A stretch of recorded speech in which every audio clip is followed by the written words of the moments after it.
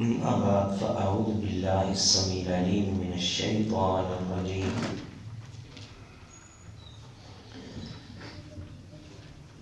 With كثير من أهل الكتاب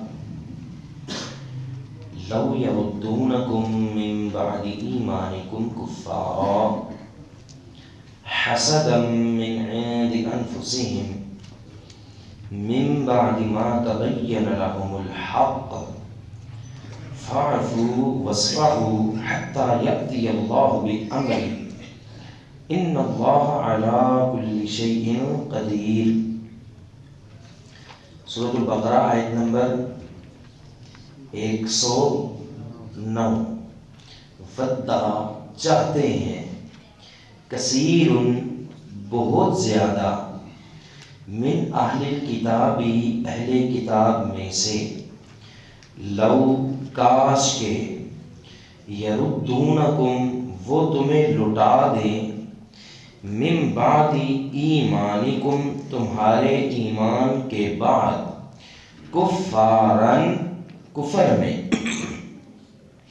حسدن حسد ہے، من عند انفسہم ان کے اپنے نفسوں کی طرف سے، من بعد اس کے، ما جو تبینہ واضح ہو گیا، لہم ان کے لیے، الحق حق، فاعفو بس آپ معاف کیجئے، وصفحو اور آپ درگزر کیجئے، حتی یہاں تک کہ، یأتی اللہ لے اللہ تعالی، بِأَمْرِهِ اپنا کوئی حکم، ان اللہ بے شک اللہ تعالی، علی کل شیء قدیر ہر چیز پہ مکمل قدرت رکھنے والا ہے. دہرا لیں، ود کثیر بہت زیادہ چاہتے ہیں، من اہل الکتابی اہل کتاب میں سے، لو یردونکم کاش کہ وہ لٹا دیں تم کو، من بعدی اس کے بعد، ایمانکم تمہارے ایمان کے بعد، کفارا کفر کی حالت میں، حسدن حسد کی وجہ سے، من عند انفسہم ان کے نفسوں کی طرف سے، من بعدی بعد اس کے، ما تبینہ جو واضح ہو گیا، لہم الحق ان کے لیے حق، فاعفو پس آپ معاف کیجئے، وصفحو اور درگزر کیجئے، حتی یہاں تک کہ، یأتی اللہ لے اللہ تعالی، بِأَمْرِهِ اپنا کوئی حکم، ان اللہ بے شک اللہ تعالی، علی کل شیء قدیر ہر چیز پہ مکمل قادر ہے. ود کثیر من اہل الکتاب اہل کتاب میں سے بہت زیادہ یہ چاہتے ہیں، لو یردونکم من بعد ایمانکم کفارا کاش کہ وہ تمہارے ایمان لانے کے بعد تمہیں کفر میں بدل دیں، لٹا دیں، حسدا من عند انفسہم حسد ہے ان کے اپنے نفسوں کی طرف سے، من بعد ما تبین لهم الحق حسد بھی ہے تو حق واضح ہو جانے کے بعد، فاعفو تو آپ معاف کیجئے، وصفحو اور درگزر کیجئے، حتی یہاں تک کہ، یأتی اللہ بِأَمْرِ لے اللہ تعالیٰ اپنا کوئی حکم، ان اللہ علی کل شیء قدیر بے شک اللہ تعالیٰ ہر چیز پہ مکمل قادر ہے، قدرت رکھنے والا ہے. اہل کتاب بہت زیادہ یہ چاہتے ہیں کہ وہ تمہیں ایمان کے بعد کفر میں لوٹا دیں. کس وجہ سے چاہتے ہیں؟ حسد کی وجہ سے. کس وجہ سے چاہتے ہیں؟ حسد کی وجہ. حسد کیا ہے؟ حسد کسے کہتے ہیں؟ یہ سوال جواب یہ ہے کہ حسد کہتے ہیں کہ انسان کسی دوسرے میں کوئی ایسی نعمت دیکھے، اس کے دل میں ایک ایسی خواہش پیدا ہو کہ یہ نعمت اس کے پاس آئی تو آئی کیوں ہے؟ حق تو میرا تھا، پڑھا لکھا میں زیادہ تھا، ملنی مجھے چاہیے، اس سے کیوں ملی ہے؟ اس سے یہ ختم ہو جائے. یہ کیا ہے؟ حسد دو طرح کا ہوتا ہے. حسد کتنی طرح کا ہوتا ہے؟ ایک ہوتا ہے رشک، یہ بھی مشہور لفظ ہے. کیا؟ ایک ہوتا ہے حسد. رشک جو ہے یہ بھی حسد کی ایک قسم ہے. رشک جو ہے یہ درست ہے، جبکہ حسد جو ہے یہ حرام ہے. آپ علیہ السلام کا فرمان ہے ان الحسد یاکل الحسنات. حسد جو ہے وہ نیکیوں کو اس طرح کھا جاتا ہے کما تاکل النار الخطب، جس طرح لکڑیوں کو آگ کھا جاتی ہے. حسد کوئی نیکی نہیں رہنے دیتا، بندے کی ساری نیکیاں ضائع کر دیتا ہے. حسد جو ہے دو طرح کا ہے، ایک رشک کے معنی میں اور ایک یہ جو ہم نے بتایا ہے. ان میں فرق کیا ہے رشک اور حسد میں؟ رشک رسول اللہ صلی اللہ علیہ وسلم کی حدیث ہے لا حسد الا فی اثنتین، دو چیزوں میں صرف حسد جائز ہے. اس حدیث میں جو حسد ہے نا یہ رشک کے معنی میں ہے. آپ نے اسلام نے فرمایا رجل آتاہ اللہ مالا، ایک وہ بندہ جسے اللہ نے مال دیا، وہ دن رات خرچ کرتا ہے. بندہ کیا کہتا ہے؟ کاش جس طرح اسے مال ملا ہے میرے پاس بھی ہوتا، میں بھی اللہ کے راستے میں خرچ کرتا. یہ کیا ہے؟ رشک. یہ درست ہے. ایک بندے کو اللہ نے قرآن جیسی دولت دی، بندہ کہتا ہے کاش میں بھی یہ تعلیم حاصل کرتا، یا میں بھی اپنے بچوں کو اسی طرح عالم بناتا، وہ بھی قرآن پڑھتے دن رات، یا میں بھی قرآن پڑھتا دن رات. یہ کیا ہے؟ رشک. یہ جائز ہے، درست ہے ان چیزوں میں. دوسرا ہے حسد. حسد یہ ہے کہ کسی کے پاس گاڑی آ گئی، کسی کو نوکری اچھی مل گئی، یا کسی کا کاروبار چل پڑا. اب بندہ کہتا ہے سیانہ بھی میں ہوں، چودھری کا بیٹا بھی میں ہوں، میرے ابا و اجداد پہلے سے زیادہ مالدار تھے، لیکن کاروبار اس کا چلا تو چلا کیوں؟ چلنا تو میرا چاہیے تھا. ابھی ایسی حسد ایک ایسی خوفناک چیز ہے. ایک ہوتی ہے نا نظر، کبھی آگے موقع آیا تو حسد اور نظر میں ہم فرق اور وضاحت کریں گے یہ کیا چیزیں ہوتی ہیں. نظر ہوتی ہے کسی نے آپ کو دیکھا ہے نا تو ہی نظر لگ سکتی ہے، جبکہ حسد اتنی خطرناک چیز ہے. اگر کوئی بندہ امریکہ میں بیٹھ کے آپ سے حسد کر رہا ہے، اس کے تیر یہاں پہ آپ کو لگیں گے. اتنی خوفناک اور اتنی خطرناک چیز ہے. اسی لیے فرمایا وَمِن شَرِّ حَاسِدٍ، اللہ یہ جو حسد کرنے والے ہیں ان کے حسد سے ہمیں اپنی پناہ میں رکھنا. فلک ناس اس کو کثرت سے پڑھی. حاسدین کے حسد سے بچنے کے لیے، بری نظر سے بچنے کے لیے بڑی پیاری دونوں صورتیں ہیں. بہرحال حسد کی سمجھ آ گئی، کیونکہ جب تک حسد کی سمجھ نہ آتی تب تک اس آیت کا آگے معنی سمجھ نہیں آ سکتا تھا. اب حسد کا ہم نے معنی کر دیا کہ یہ نعمت اس کے پاس کیوں ہے، یہ چھیننی ہے، اس سے کسی طریقے چھین جائے. یہودی جو تھے انہیں یہ پتا تھا کہ مسلمان حق پر ہیں، رسول اللہ صلی اللہ علیہ وسلم حق پر ہیں، ان کا دین سچا ہے، لیکن یہ چاہتے تھے کہ یہ حق پر کیوں ہیں، ان سے یہ حق چھین جائے، ان سے یہ دین چھین جائے. اب ہم آیت پڑھتے ہیں، ترجمہ کرتے ہیں، امید ہے انشاءاللہ سمجھ آئے گی. وَدَّ كَثِيرٌ مِّنْ أَهْلِ الْكِتَابِ لَوْ يَرُدُّونَكُمْ مِّن بَعْدِ إِيمَانِكُمْ كُفَّارًا حَسَدًا مِّنْ عِنْدِ أَنفُسِهِمْ. اہل کتاب، بہت زیادہ اہل کتاب یہ بات چاہتے ہیں کہ کاش کہ وہ تمہارے ایمان لانے کے بعد تمہیں کفر میں لوٹا دیں. یہ حسد ہے ان کے نفسوں کی طرف سے کہ تمہارے پاس ایمان کیوں ہے، من بعد ما تبین لهم الحق، حسد کیوں کر رہے ہیں؟ کسی دینی وجہ سے نہیں، ان کو پتہ بھی چل چکا ہے، ان پہ واضح بھی ہے کہ حق مسلمانوں کے پاس ہے، حق مومنوں کے پاس ہے، اس کے باوجود یہ حسد کر رہے ہیں کہ یہ دین ان کے پاس نہ رہے۔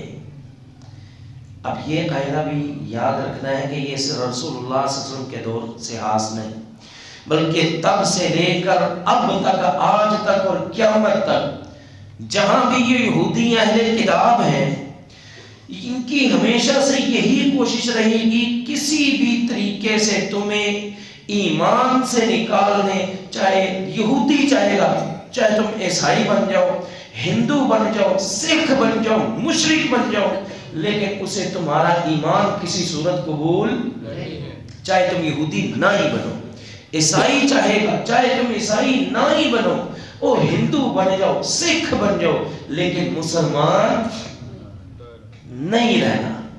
وجہ حسدن، وجہ حسدن، یہ وہی بیماری ہے، وہی چیز ہے کہ ابلیس کو حسد ہوا، آدم کو یہ شان کیوں مل رہی ہے، مجھے ملنی چاہیے تھی، دھتکارا گیا۔ قابیل کو حسد ہوا اپنے بھائی حابیل سے، اس نے کہا شادی میری ہونی چاہیے تھی، اس کی کیوں ہو رہی ہے، یہ نعمت اس کو کیوں جا رہی ہے، اس نے حابیل کو قتل کر دیا۔ وہ حضرت یوسف علیہ السلام کے بھائی، وہ بھی حسد ہی تھا نا کہ بابا حضرت یوسف سے ہی کیوں پیار کرتے ہیں، ہم سے اس طرح کیوں نہیں کرتے، ہونا ہم سے چاہیے تھا، بڑے ہم ہیں، مستحق ہم ہیں۔ حسد ہی بیماری تھی جو ان بھائیوں کو بھی لے ڈوبی۔ حضرت یوسف جنہیں اللہ نے آدھی دنیا کا حسن عطا فرمایا تھا، اتنے پیارے بھائی کو انہوں نے کنویں میں پھینکا اور اس کے بعد ان کو بیچ بھی ڈالا۔ یہ حسد ہی تھا کہ یہود کو سورج چڑھتے سورج کی طرح یقین تھا کہ محمد رسول اللہ صلی اللہ علیہ وسلم اللہ کے سچے پیغمبر ہیں، لیکن آپ پہ کئی مرتبہ قاتلانہ حملے کیے، پیچھے وجہ کیا تھی؟ یہی بیماری تھی۔ اللہ ہمیں محفوظ فرمائے۔ آج کل یہ گھر گھر بیماری داخل ہو گئی ہے، بھائی بھائی سے حسد کرنا ہے، بہن بھائی سے، بھائی بہن سے، اور اسی طرح عزیز عزیز سے کہ یہ نعمت اس کے پاس آئی تو آئی کیوں، ملنی مجھے چاہیے تھی۔ اور یارو جس حال میں اللہ رکھے، جیسے اللہ رکھے، اللہ کا شکریہ ادا کیا کرو، صبر کیا کرو، ربا اسے تو نے دی ہے، وہ دین کا کام کر رہا ہے، اللہ تیرے خزانوں میں کیا کمی ہے مجھے بھی عطا کر۔ کیا مسئلہ ہے، کوئی مشکل ہے؟ اس سے ضرور چھنوانی ہے کہ اس کے پاس آئی تو آئی کیوں ہے۔ یہ جملہ درست نہیں۔ تو یہ یہودی تب بھی یہی چاہتے تھے کہ کسی طریقے یہ تم سے ایمان نکال دیں اور تمہیں کافر بنا دیں، تمہارا ایمان کفر میں تبدیل کر دیں۔ اب اگلا حصہ فرمایا فاعفوا واصفحوا، آپ انہیں معاف کر دیجئے اور درگزر کر دیجئے۔ اس حصے کو سمجھنے کے لیے پہلے آپ کو تھوڑا سا مدینے کے حالات جو ہیں وہ جاننے پڑیں گے، ورنہ اس حصے کی سمجھ نہیں آئے گی کہ آپ معاف کر دیجئے، درگزر کر دیجئے، یہ کیا معنی ہے۔ دراصل جب رسول اللہ صلی اللہ علیہ وسلم مدینہ میں تشریف لائے، ہم نے عرض کیا تھا کہ مدینہ میں یہود کے کتنے قبیلے تھے؟ 3، بنو قینقاع، بنو قریظہ اور بنو نذیر، یہ 3 قبیلے تھے۔ اب رسول اللہ صلی اللہ علیہ وسلم نے پہلی جنگ کس کے ساتھ کی؟ مشرکین مکہ کے ساتھ۔ پہلی جنگ جسے فرقان بھی کہتے ہیں، اس جنگ کا کیا نام ہے؟ غزوہ بدر۔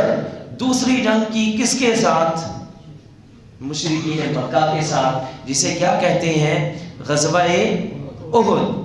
اچھا، جب آپ مدینہ میں تشریف لائے، یہ تینوں قبیلے جو تھے نا، یہ مسلمانوں کے خلیف بن چکے تھے۔ وہ میثاق مدینہ آپ نے سن رکھا ہوگا، معاہدہ ہو چکا تھا، یہودی مسلمانوں سے نہیں لڑیں گے، مسلمان یہودیوں سے اب لڑائی نہیں کر سکتے۔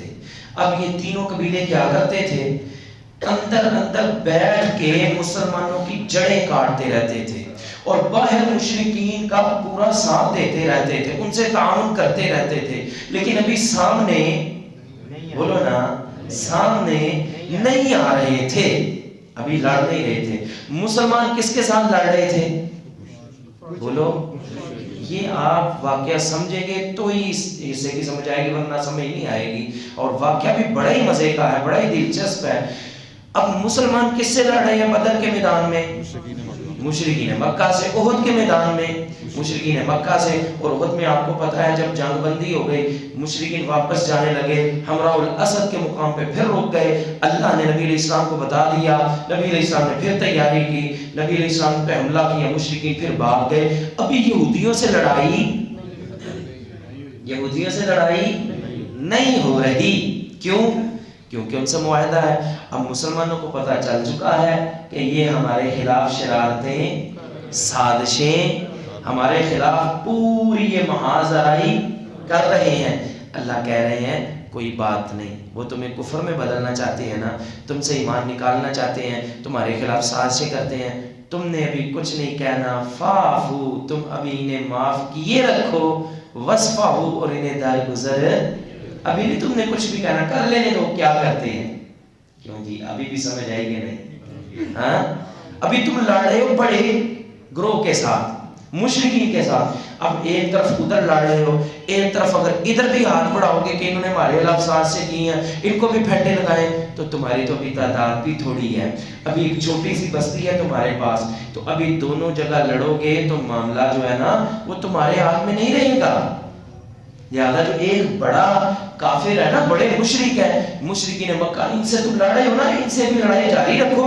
یہ جو تمہیں تمہارے خلاف سازشیں کرتے ہیں، جیسا کہ احد میں عبداللہ بن ابی منافق نے کیا اور دیگر نے کیا تھا، آپ کو پتہ ہی نا، 300 بندے لے کے الگ ہو گیا تھا. اللہ نے کہا ابھی بھی تم نے انہیں کچھ کہنا، فاعفو وصفحو، ابھی معاف کر دو، کوئی نہیں، جانے دو، ابھی درگزر کیے رکھو. حتی یاتی اللہ بامری، یہاں تک کہ اللہ کا حکم آ جائے. یہ کیا مطلب ہے؟ اللہ کا حکم آ جائے. ابھی تم نے کچھ نہیں کہنا. 5 ہجری میں غزوہ احزاب ہوا، خندق ہوئی. خندق کا واقعہ سمجھ آئیں گے، پھر اگلے حصے کی آپ کو سمجھ آئے گی یاتی اللہ بامری کا معنی کیا ہے. غزوہ خندق ہوا نا، اب مشرکین عرب جو ہیں، یہ صرف مشرکین مکہ ہی نہیں آئے، بلکہ عرب کے جتنے قبیلے ہیں انہوں نے سب کو اکٹھا کیا، اور ایک ہی ان کا منصوبہ تھا یہ جو مدینے کی اینٹ سے اینٹ بجا کے آئیں گے، اب روئے زمین پہ کسی مسلمان کو نہیں چھوڑیں گے. اب رسول اللہ صلی اللہ علیہ وسلم کو جب پتا چلا اتنا بڑا لشکر آ رہا ہے، سلمان فارسی رضی اللہ عنہ سے غالباً مشورہ کیا، مشورہ ملا کہ خندق کھودیں گے. اب سارے مسلمان مدینہ سے باہر آ گئے. مدینہ سے باہر ایک راستے میں بڑا سا گڑھا کھودا جسے خندق بولتے ہیں. اب ان کے پاس آگے آنے کے لیے راستہ نہیں تھا، اس گڑھے کو پار کرتے تو ہی مسلمانوں کے علاقے میں داخل ہوتے اور جنگ کرتے. دوسری ایک طرف وہ مشرکین پورے عرب کے قبیلے اکٹھے کر کے، دوسری طرف یہاں پہ مومن ہے، جب بھی ان میں سے کوئی آنے لگتا ہے یہ تیر برسا رہے ہیں. مسلمان کہاں پر ہیں؟ مدینہ سے، بولے نا، مدینہ سے باہر. اب پیچھے حالات کیا ہے؟ پیچھے صرف عورتیں ہیں مدینہ میں، اور معذور بچے ہیں مدینہ میں. اور کون ہے؟ صرف حضرت حسان بن ثابت رضی اللہ عنہ. پیچھے اب کوئی نہیں ہے. یہاں پہ پورا عرب آیا ہوا ہے لڑائی کرنے کے لیے. پیچھے 3 قبیلے ہیں، یہ آگے مشرکین ہیں، یہاں پہ مسلمان ان کے ساتھ لڑ رہے ہیں. یہ پیچھے مدینہ ہے، مدینہ کے ساتھ یہ ارد گرد یہود کے قبیلے ہیں، بنو نذیر، بنو قینقاع اور بنو قریظہ. اب پیچھے پتا چلا کہ بنو قریظہ نے بغاوت کر دی ہے. بنو قریظہ نے جو ہے نا وہ جنگ کا اعلان کر دیا ہے. اب یہ واقعہ بڑا دلچسپ اور سننے والا ہے. صحابہ کہتے ہیں جب بھی مشکل سے مشکل گھڑی آتی تھی ہم رسول اللہ صلی اللہ علیہ وسلم کے پاس جاتے، اللہ کے نبی یہ معاملہ بن گیا کیا کریں. آپ علیہ السلام ایسے جملے ارشاد فرماتے، ہمارے دلوں کو مشکل سے مشکل حالات میں بھی سکون مل جاتا، ہمارے دل ٹھنڈے ہو جاتے، پریشانیاں دور ہو جاتی. کہتے ہیں اس دن جب ہم نبی علیہ السلام کو ہر بات بتا رہے تھے نا، ادھر نبی علیہ السلام خندق میں مصروف ہیں اور کفار پہ تیر برسا رہے ہیں، ادھر آ کے بتایا گیا اللہ کے نبی پیچھے سے یہودیوں نے بھی حملہ کر دیا ہے. پیچھے سے اگر یہودی حملہ کریں، آگے مشرک، پیچھے یہودی، اور بستی بھی خالی صرف عورتیں اور معذور افراد اور حسان بن ثابت. اب تو مسلمانوں کا رہتا ہی کچھ نہیں. اللہ اکبر.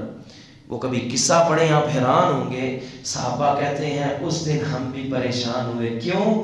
کیونکہ جب ہم نے نبی علیہ السلام کو بتایا اللہ کے نبی یہ حالات ہو گئے ہیں, اللہ کے نبی علیہ السلام بھی اس دن پریشان ہو گئے. آپ علیہ السلام یوں لیٹے ہوئے ہیں, اپنی چادر اپنے اوپر ڈالی, منہ کے اوپر ڈالی, اور آپ علیہ السلام لیٹ ہو گئے, آگے لیٹ گئے. آگے آپ علیہ السلام ہر پریشانی کا حل بتاتے, جواب دیتے. اس دن آپ علیہ السلام نے جواب بھی نہیں دیا تھا, آپ علیہ السلام یوں ہی لیٹ گئے.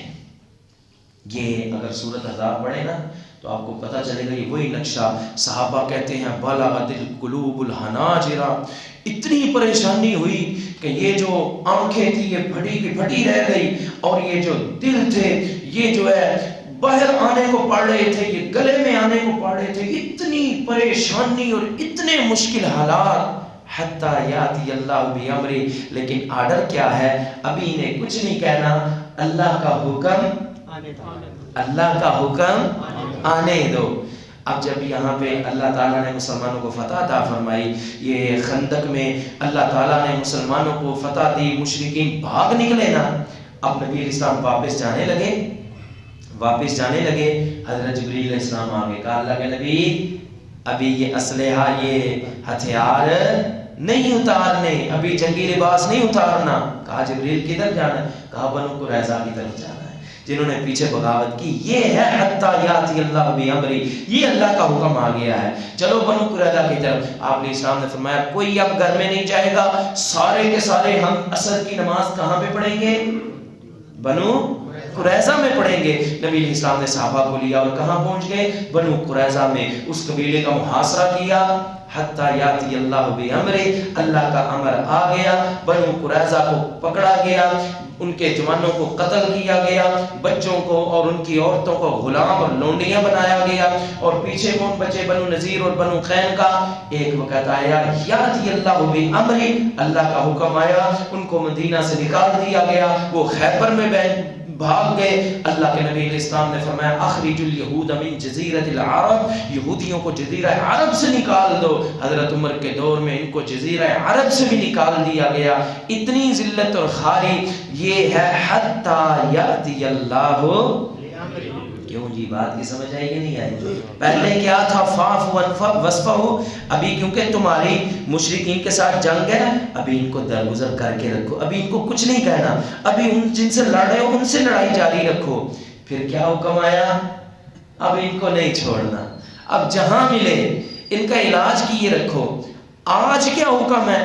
آج یہی حکم ہے کہ یہ کسی کے نہیں سگے.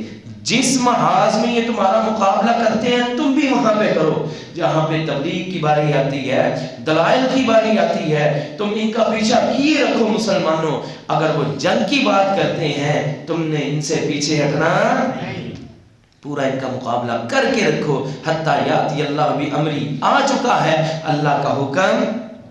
ان اللہ علی کل شیء قدیر, بے شک اللہ تعالیٰ ہر چیز میں مکمل قادر ہے.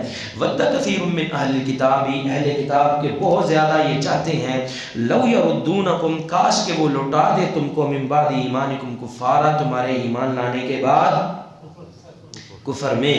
حسدا, کیوں چاہتے ہیں؟ حسد کی وجہ سے, من عند انفسہم, جو ان کے نفسوں کی طرف سے ہے, من بعد ما تبین لہم الحق, حق کے واضح ہو جانے کے بعد بھی یہ حسد کرتے ہیں. لہذا فاعفوا واصفحوا, ابھی تم بڑے مشرکوں کے ساتھ جنگ میں مصروف ہو, ابھی انہیں درگزر کرو, ابھی انہیں معاف کرو. حتیٰ یاتی اللہ بامری, اللہ کے حکم کا انتظار کرو, جب اللہ کا حکم آئے گا لڑائی ان سے کرنی ہے تب تم کرنا.